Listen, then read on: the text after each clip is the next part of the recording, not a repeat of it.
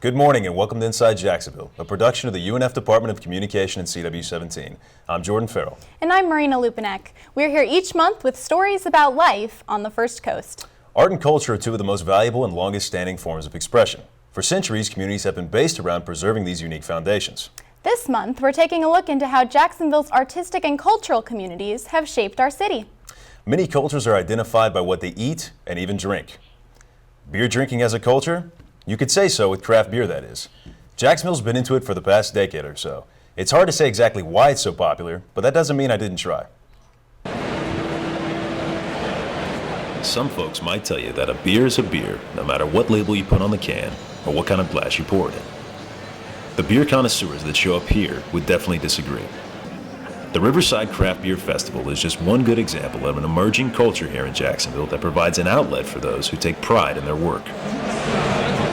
Well, I want to say absolutely it's a culture, and two, I would say that, just look around. It's the worst weather you could possibly get in Jacksonville, and there's well over 1,000 people here that are hardening the weather just to try a couple different beers. Half of which is from here in Jacksonville, and the other 50% probably just from around Florida. I'm originally from Ohio, been down to Daytona the past 4 years, so this is a huge culture shock to me. We don't have stuff like this going on in Ohio. So yeah, when I get down here, and especially just the Old Town St. Augustine, and of course what's going on here, it's definitely a huge culture shock. Jacksonville's craft beer culture traces back to 2008. That's when Bold City Brewery first opened its doors. Since then, craft breweries and tap rooms like Aardwolf here have been popping up all around town. Each brewery offers its own unique beers. Although each one has its own recipes, one thing remains constant: a passion for good tasting beer. Susan Miller's Bold City Brewery started it all here. There was a definite need for craft beer in Jacksonville. I don't think anybody ever really thought about it.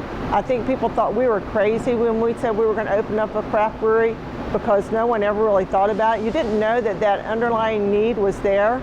People just didn't talk about it, but an initial response really proved how desperately Jacksonville was for a craft beer in the area. Not everyone's so excited, though. One company in particular doesn't seem very happy at all. Anheuser-Busch, the largest brewer in the U.S. and a major brewery here in Jacksonville, took aim at craft beers several months ago on Super Bowl Sunday.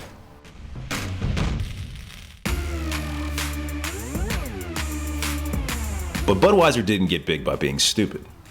They have actually been buying up or investing in several craft breweries, Goose Island being one of them. We constantly innovate how.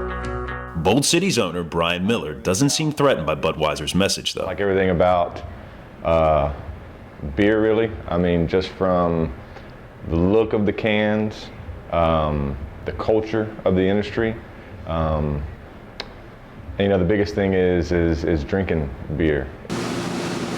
Whether it's the taste, the look, or just the feeling of being a part of something that's growing, craft beer has become a definite culture here in Jacksonville. And it doesn't appear to be fading away anytime soon.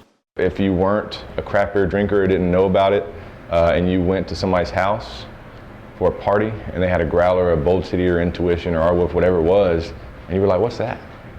And they were like, "Oh, this is a new local brewery in town." So even if you weren't a fan of local beer, you tasted that and you said, "Holy crap, this is being brewed right here in Jacksonville." Brian and his mother Susan built this company from the ground up.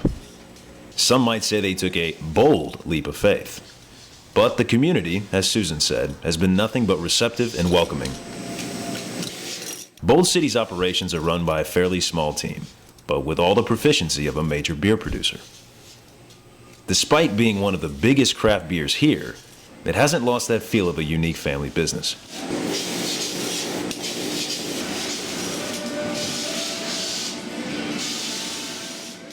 And I think really it's history repeating itself, because pre-Prohibition, you had 5 or 6 breweries, if not more, in every town. Even in the little small towns, you at least had 1 or 2.